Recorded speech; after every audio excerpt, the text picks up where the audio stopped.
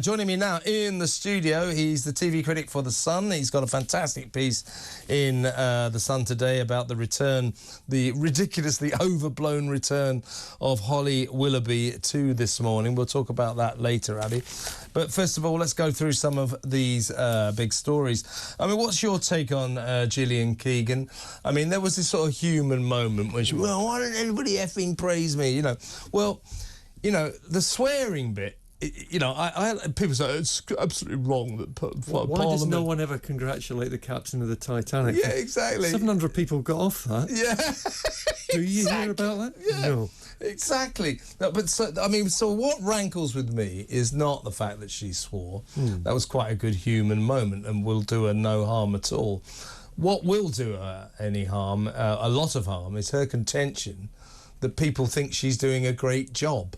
I tell you, I met her a couple of weeks ago at a party. She'd had a few. And she goes a bit more scouse when she's... oh, does she? Yeah. And my other half was talking to her. And they were absorbed. And suddenly I sort of interrupted and she went, "You were there?" I went, "Yeah." She went, "You're punching, aren't you, mate?"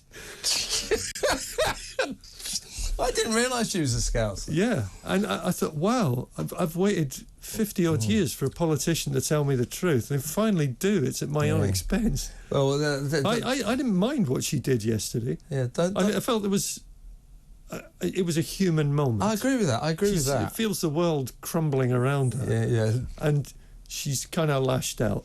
Yeah, she's lashed out, but as I say, she's saying, I'm doing an effing good job. No, you're not, Gillian. In fairness to her, I keep cutting her this slack, and I think it's relevant. She's the 7th Education Secretary in 5 years. Crikey. You can't treat these great officers of state like that. Can you do this for 5 weeks, then we'll get you some other brief? You know, it's ridiculous. So she has inherited, she's the hapless current incumbent who's inherited the sort of lackadaisical attitude of her very ephemeral predecessors. Do you see what I mean? It all adds to this idea that the country's just crumbling around us. Doesn't it? Yeah. Literally. And people get very party political about it, but the same thing's going on in Wales, which is controlled by Labour. And you look at this government and think, well, I wouldn't miss them at all. But you just know there's an even worse lot ready to come in, and there's a civil service which needs reforming, and no one's bothered doing anything about that. All the great jobs that should have been taken on have just kicked into the long grass. It's just the way of this country. And it's the way of this Tory government, but under various prime ministers, about 50 of them, I think, in the last 12, 13 years. Every one of them, you know, from Cameron to May to Boris to Truss even, and of course now Sunak. They've sat there fiddling while woke Britain burns. They've allowed this woke mob to rise and attack all of our traditions, attack the educational... The woke mob have learnt how to play the system. Yeah, I know, but yeah... And it's terrifying. Yeah, and these prime ministers have done nothing about it, so they're reaping the rewards of their inactivity on this front. But I think that this crumbling school crisis, this is the straw that broke the camel's back for Rishi Sunak. I don't think he's going to recover from this, because the one thing that parents want at the end of the summer is for their kids to go back to school so they can get back to work. And it looks to me as if hundreds of thousands of kids won't be going back to school. That means, by extension, hundreds of thousands of parents, otherwise known as voters, are going to be furious. Yeah, it does look exactly like that, and you couldn't sit here and really defend them, could you? I'm not a Tory fan, I'm not a Conservative or anything like that, but you know, I don't like Labour, so I'd much rather have a blue government than a red one. But this lot, I mean, let's look back. It's just 1 year. But this is a situation that has gone back since the late 80s. Yeah. When you had a prime minister, whether you loved her or hated her, took the big decisions. Yeah. And when you look back at it now, I never voted for her, but I think, oh my God, she was right. Yeah, I didn't vote for her either, but I would now.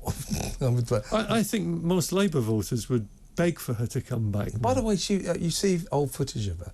not only was she resolute, she knew what she stood for and didn't mind saying it, which is refreshing in today's circumstances, where politicians never say what they think. But she was very articulate. She could put her case brilliantly. She was always the sharpest mind in the room. Absolutely. You remember with the SAS raid on the embassy, and the Ministry of Defence wanted to put up sheets in front of that. And it was only Margaret Thatcher that said, no, the world has to see this. Brilliant. Absolutely brilliant. Wow, just thinking on her feet. In the heat of the moment. Working out the situation. Yeah. So what's going to save more lives here? Right, the world needs to see that. Yeah. In the heat of the moment, she could make the right decision, and that's an extraordinary talent, because in the heat of the moment, even talented, bright people tend to make the wrong decision. So here's to her. Let's talk about, it's actually 1 year since Boris staggered out of Downing Street. Sorry about that. A bit of a mess. Didn't go that well, did it?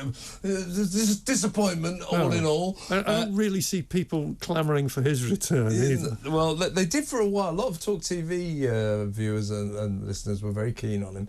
Well, I liked the cut of his jib, but I'm afraid practically from day to day he was just chaotic. He was just another tax and spend Prime Minister. Yeah, and too green by half. Yeah. And then along came Liz Truss for 45 days of an uber shambles, and then Rishi Sunak. So how do you feel this year has been for Rishi? Not very good would be my contention.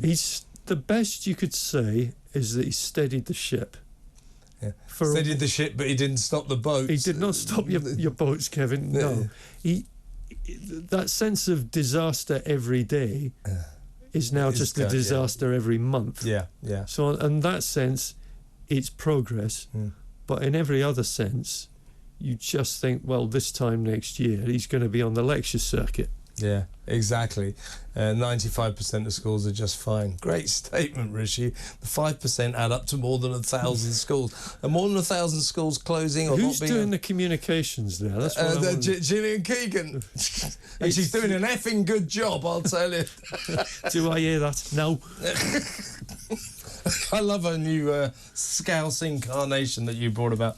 By the way, Tories every time a Tory walks past the Liverpool docks, the Live Above flaps its wings, doesn't it? I mean, Tories in Liverpool are rarer than gold in France, they do tend to leave as soon as they've made their money, don't they? That's the thing.